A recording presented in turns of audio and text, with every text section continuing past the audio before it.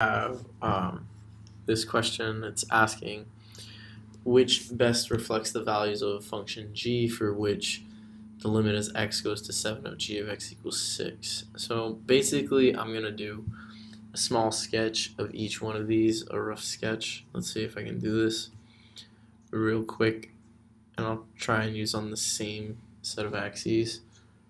So let's see what it looks like for A. And the key value is going to be, x is going to be tending towards 7. So that's 7 along x. And then I want the y values to be getting closer and closer to 6. So let's say this is 6 along y.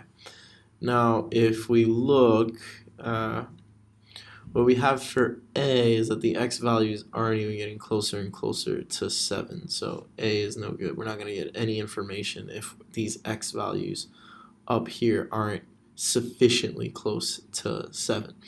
If we look at B, we see that the x values actually do hover around 7, the 6.99, and then the 7.01.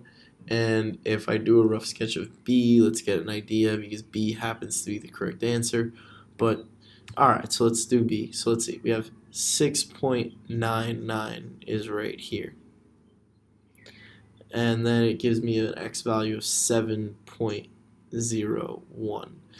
And it tells me that 6.99 is about 5.99, so somewhere like right here. And then it tells me that 7.01 is about that same value over here. And if you look, if I go a little bit over here to the left, I have a point like right there, and I have a point right here, something like this. And my curve, I just graphed these little dots here.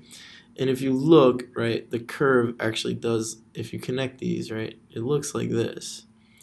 And B is the correct answer, because as I get closer and closer to 7 from the left, and as I get closer and closer to 7 from the right, along Y, I get closer and closer to 6.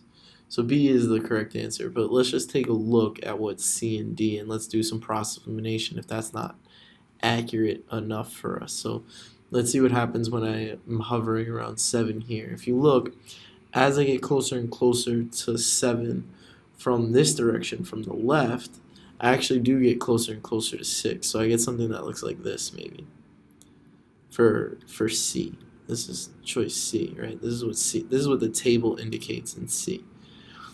But so I have something coming like that.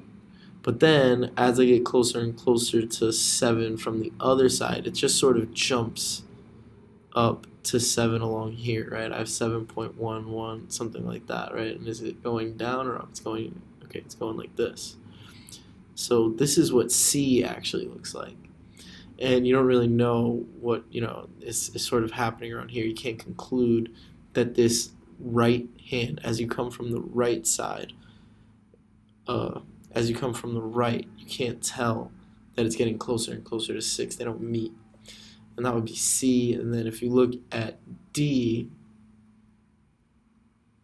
so let's look at D. So now, let's get D. What does D look like? So as I get closer and closer to 7 along X, I'm somewhere way up here at 14.6, 14.7, right? Somewhere way up here. And then as I get closer and closer from here, I am getting actually closer and closer to 6 along Y from above, something like that, maybe, right? So it looks something like this, and these things don't necessarily meet. If you look at 7, the left-hand limit now is approaching that 14.7 or some other value, who knows, but they're both not approaching this 6 along Y as I get closer and closer to 7 from both directions. The only option that does that is B, as I went over before.